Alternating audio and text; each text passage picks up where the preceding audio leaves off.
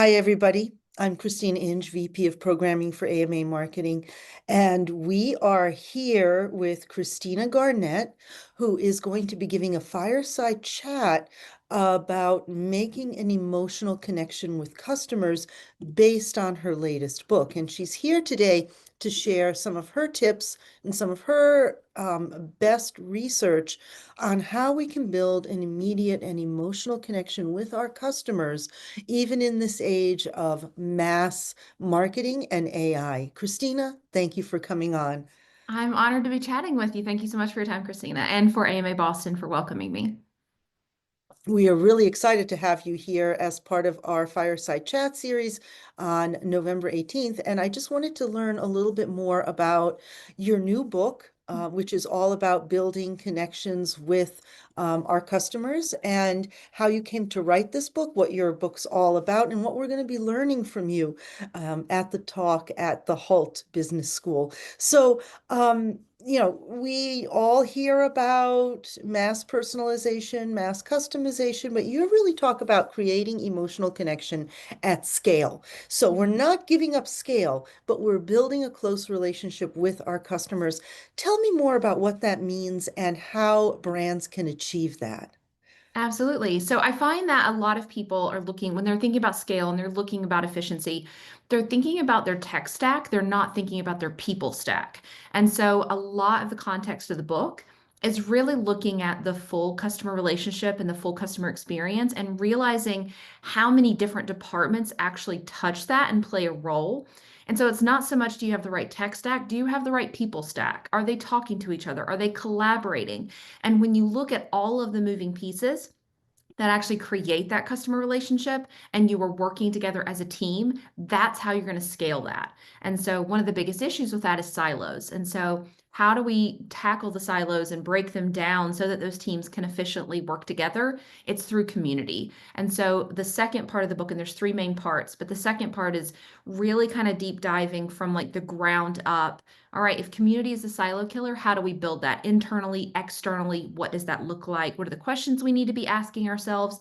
And so we go from here's all the moving pieces in the first part, here's everything from psychological safety to social listening to game theory to customer success to content marketing and storytelling to nostalgia to emotionality to all of these things all the way up to community. And then the third and final part, which is, all right, well, what happens when things go wrong? What happens when there's a crisis? What happens when AI completely changes how we communicate with each other internally and externally? And so it really is highlighting the book, is because it answers a lot of the questions that I was looking for when I was working and building advocacy programs and thinking about community, is because I see that there's books for all of these topics, but there's not any books that I found that bring everything together to be like, it actually is going to take a village. So here's your guidebook to the village. Sounds incredible. And you're right. We don't often think about it in its totality, right? We think Mhm. of tech here. We think of community building or customer engagement or customer advocacy here. We Yeah. think of social media in this silo. And we are very much thinking in terms of silos. And if anything, getting bigger and bigger in those silos so that they're even further apart. Yeah. It sounds like an awful lot of coordination, and it sounds Yes. like there's a fair amount of complexity to building Mhm. this community. How do brands go about then building that community in a way that works with their current organizational resources? So they need to have a real honest look at themselves and they need to, and I find that that tends to be the biggest barrier, is you're going to have to be strategically and unapologetically honest about what your current state looks like. There isn't going to be an easy button, but the thing what you're building is you're building tangible, convertible resources. You have these relationship with your customers that are going to turn into this moat. They're going to turn into your lead gen. They're going to turn into a growth engine. And so we love the idea of investing in tech. We love the idea of investing in acquisitions and like growth, but we don't see our customer base and how we're talking and treating them as another investment. And so thinking about where are our current bases? Where are we currently talking to customers? Who's currently doing that face-to-face work? Are we giving them the resources? Are we empowering them? Are we creating opportunities for us to connect as teams? Are we sharing OKRs? Are we really highlighting how we can feed each other too? Because the other problem that we're seeing is a lot of brands are actually creating a culture that emboldens silos because if Mhm. so many people are getting laid off, I'm not going to want to collaborate with another team. I need to protect myself. I need to make sure my metrics are good. Then we can see what happens once things get calmed down. And so instead of saying, if I work with you and you work with me, I can do what you need to do so that your metrics look good, my metrics look good, and together we win. The problem is that brands continue to see things as a zero-sum game, even within themselves. And so we need to fight that fight. And so, like you said, it's going to be complex and it's going to be hard, but it's a fight worth having. Absolutely a fight worth having. What are some of the wins that you have seen in organizations that do this, that actually take the time to create this culture and support each other through creating that culture of being customer centered and building those emotional connections and breaking down those silos?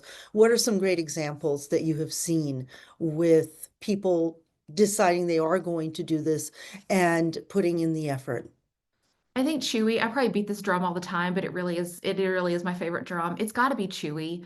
They do such a fantastic job of being customer centric, but you see if you look online or you look on social, you look on LinkedIn, you're going to see the people that work at Chewy, the way that they talk about Chewy, regardless of what department they are a part of, they speak the same language. They Yeah. clearly care, they're clearly proud of what they're doing, and you see this in every campaign, whether it's they send condolence flowers to a customer, or they're doing a holiday campaign, or they're doing like fundraising, or they're doing like a campaign to like do donations for like animals and shelters. It doesn't matter what it is exactly because it's all a part of this same mission. And so a lot of brands will talk about like these are our values and this is our mission. But when you look at how their individual managers, directors, ICs talk about it, they never use the same language. They never talk about it the same way. You can tell that there's like varying levels of like pride or passion about the work. You don't see that at Chewy. At Chewy, you can literally feel the values and mission radiate off of every single person that is a part of the org. And that is what it looks like when you have somebody that's fighting to make sure that those silos don't exist and you win as a team. Oh, that is awesome. And that is truly an example, truly, of what it makes what it takes and what happens when you do in fact do this kind of initiative and you do this kind of really cohesive culture building. And you say something very interesting here, that it is about really building a culture, but something that really struck me is everybody who works at Chewy just really believes in the mission, and they're truly lit up with the Yeah. mission, and they're passionate about it. Now, I'm going to ask a question. It's easy to feel that way about Chewy, right? Yeah. Because it's dogs, right? It's Yeah. amazing and people love it. What do you do if you're in B2B? Somebody might be Yeah. listening to this and they're thinking, well, I'm in B2B. How Yeah. do I create this kind of feeling in my company? No, that's a really good question. B2B is tricky, but I think you can still tap into the same emotionality because you have to remember that the people that are on the other side, like B2B specifically, you are going to be able to tap into someone's dreams. So, like from the consumer, there might be the aspiration of like, well, if I have this lipstick or if I buy this thing, then I'm going to be more like this inspired version of myself. With B2B, you are selling a product or service to someone who that was their dream. They wanted to do something. They wanted to make something for themselves. And so what you were doing is you're supporting that business owner, but then everybody that works for that business owner is ideally a believer in that dream. Whether it's a startup, whether it's a small business, it doesn't matter. It's still someone else's dream that someone built from nothing. And that's really powerful. And so what I would do is look at the impact. Like, what does impact look like for that? It may not be a little puppy with like a big blue bow on it, which is obviously like an easy like, but it might be that that person is now like a top agency list. Maybe they get recognized for something. Maybe they beat a competitor out of the market. Maybe they get to see growth that they've never seen. Maybe they're able, because of their work with you, they're able to expand. And so what it looks like is I've created something like the hierarchy of needs, Maslow's hierarchy of needs, but for customers. And at the very, very top of that is you're basically helping someone become their final form. You're helping them ascend. And so if you're looking for how do we create that culture of passion, you need to relate it to impact. And so what is the work that you're doing with that B2B brand that's helping them become their final form? That's helping them expand, that's helping them grow, that's helping them scale, that's helping them do whatever. But what is the impact of that? And then if you relate back to that business was someone's dream at one point. That business did not exist. It had to come from nothing. It had to come from the ether, essentially. And through toil and through time and through struggle and investment and all of these things, they've made it to what it is today. And now they work with you because you can be the unlock to get them to that next level, to make them have their final form moment. That is something that's worth bragging about and being passionate about.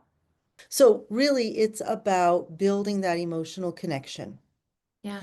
And Um, having it be a partnership, have it feel like we are in this together.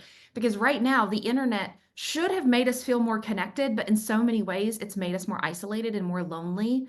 How you connect and create that emotionality is a moat. It is a massive differentiator in a world that is trying to get you to rage bait click something, that's getting you to make you angry, that's getting you to be passionate for all the wrong reasons.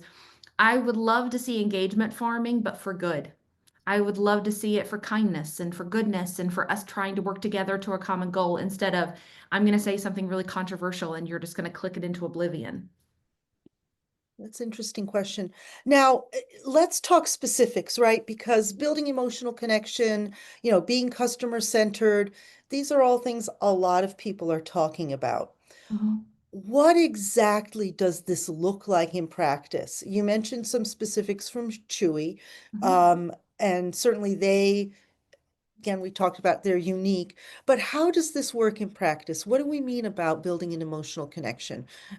We believe in our customers. We're really happy and excited to be helping them. But then what? What do we do? How does this look in day to day when you're not Chewy? You need to treat it like an actual relationship. You need to treat Okay. it like a friendship. You need to treat it like you were trying to woo the love of your life. A lot of brands, they talk about brand love. They talk about they want affinity and they want fandom and they want a cult following essentially. But then they don't do the human maneuvers that are required to create that emotional connection. And so what I really love it is when big brands do small things. That's why I love a lot of the brands that have done a lot of these like really small like small intimate pop-ups in cities around the world because it gives an intimate small feel for something that tends to be quite large. Canva's doing the world tour right now, and they're doing these like pop-up events around, and it's an opportunity for you to create like have a physical moment with something that you've probably been using that maybe you've never even talked to someone from Canva before. Maybe, but you use it all the time. This is an opportunity for you to now have a physical connection, maybe talk to some people there, maybe get some merch, maybe do whatever. We also saw this with Anthropic. We have this like AI company that's quite big, but they're doing this like thinking cap startup pop up in New York, and people got really excited about it. Like they'd never seen a pop up or like hat merch before, but it's because it's what it represented, it's what it signaled. And so what I would love brands to do is to treat it like a friend.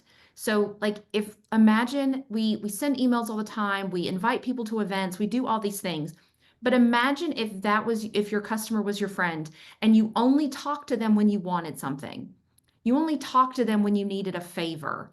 How long is that relationship actually going to last? It's not, because no, eventually someone's going to realize like you only call me when you want something. You only call me when you need something.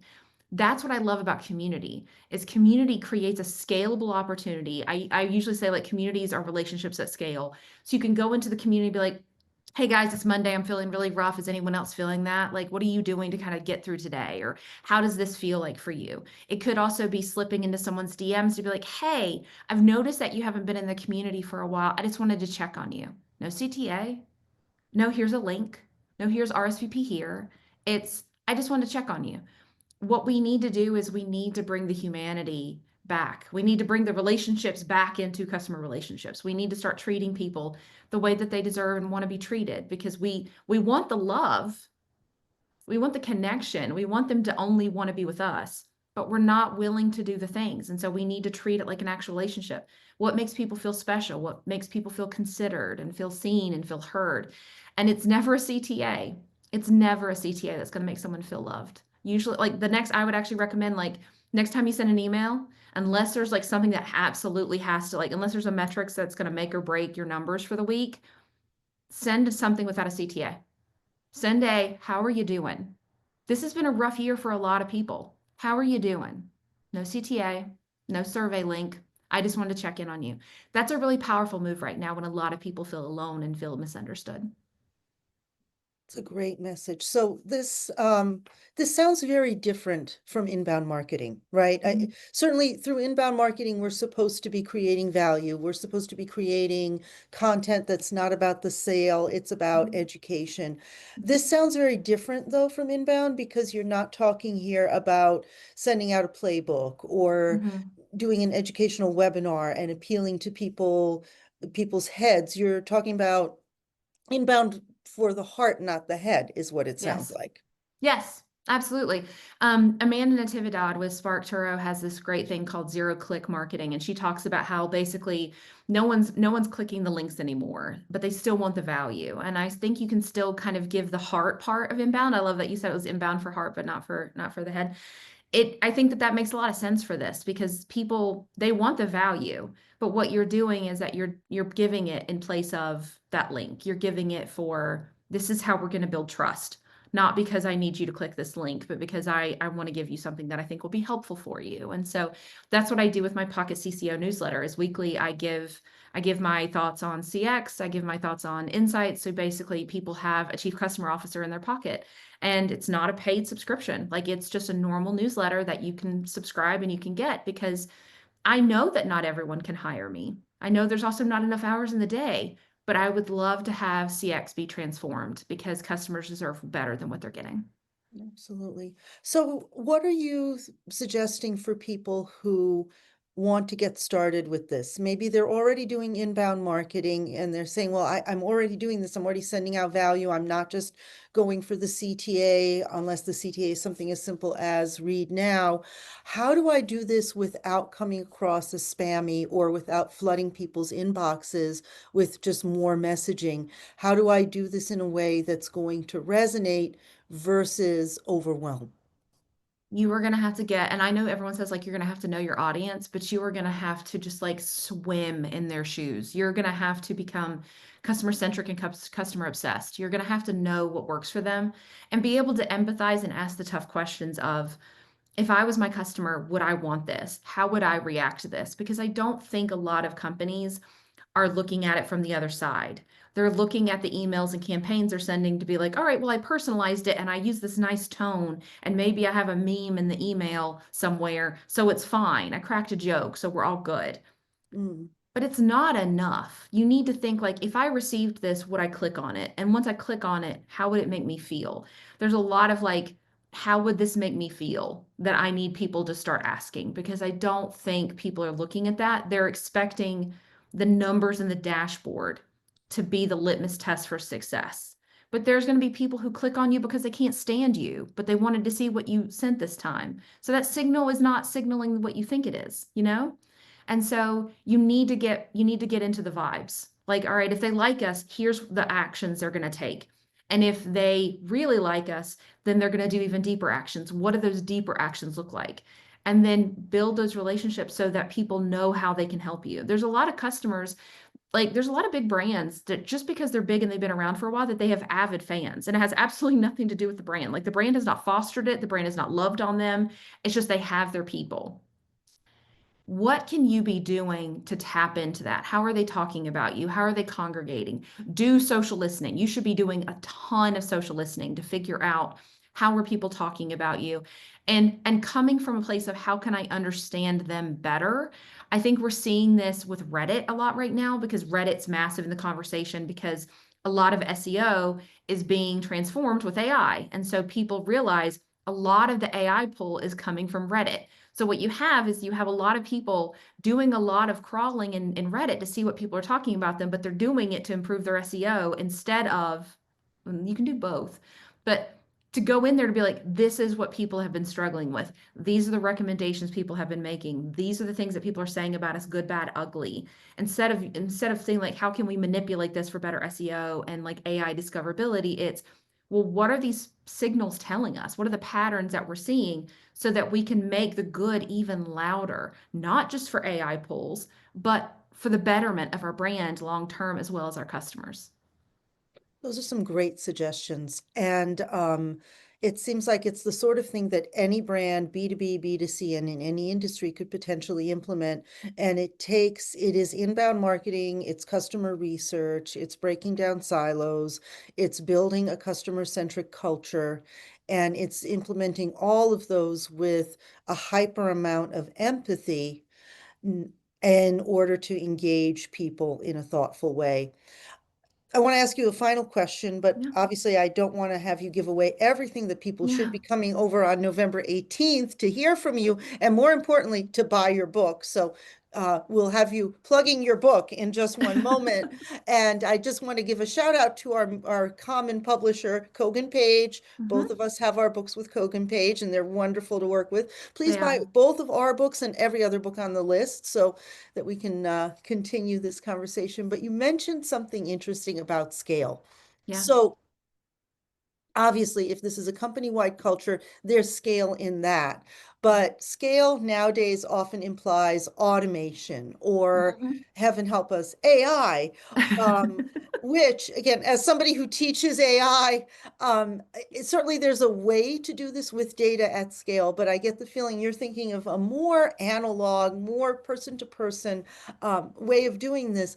How, though, do you scale this? How do you scale this in particular when you are in a non-chewy industry? In other words, Yeah. where it's like, and or even if you are a chewy, you've got thousands of employees. Yeah. How do you keep this going? How do you scale this? Yeah.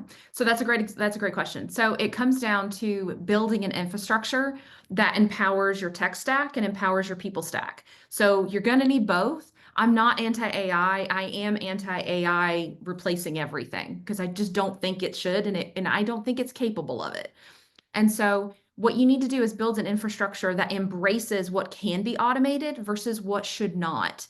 And that you make it possible that you trust your team and the specialist who are good at their jobs to let you know what can and cannot be automated, what needs to feel human, what needs to be empathetic, but also what needs to be efficient and what needs to be available on the ready at any given moment. And so, going back to the you need to be customer obsessed, looking at how your customers interact with you throughout their entire customer journey map and figuring out where do they need convenience and immediacy. So that's an opportunity for AI to help.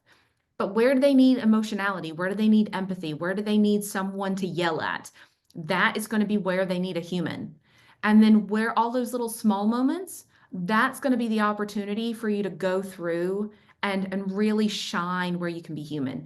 Using AI to automate certain things that are like, it's the boring stuff. Like, let the humans do the shiny things, let the humans give the hugs. And then AI can do all the background stuff behind the curtain that makes it possible for your humans to have more time to shine. That's how we should be using it. I've seen like all the big robots, like they had like the Neo thing. I'm just waiting for my own little Wally. And that's how I would use my AI. Like, come behind me and clean it up. Come behind me and maybe like I've brain dumped my entire document here, help me format it, make it cleaner. Tell me what you think would be high impact, low effort versus like the whole list that I have here. You can absolutely have AI be a part of it, but it should be more Wall-E and less Terminator. It should be more helper, less I'm going to replace you. The AI should open up opportunities so the human can be at its most human, at its most empathetic, at its most shiny and lovely and personable, because that's who we want the relationship with. No one's trying to like we love Wally, but like Wally cannot replace your entire like employee. Like it can't. And when it does, it actually messes up. We're seeing companies already learning this. They cut the human layer and then now they have to come back. And I think we're going to continue to see this because what we've done is for whatever reason, people thought that AI could replace the soft skills. Let me be so clear. That's the last thing they replace. That's the last thing they should replace. Let the humanities, let the soft skills shine. That's where the humans are going to win. That's where the people stack thrives.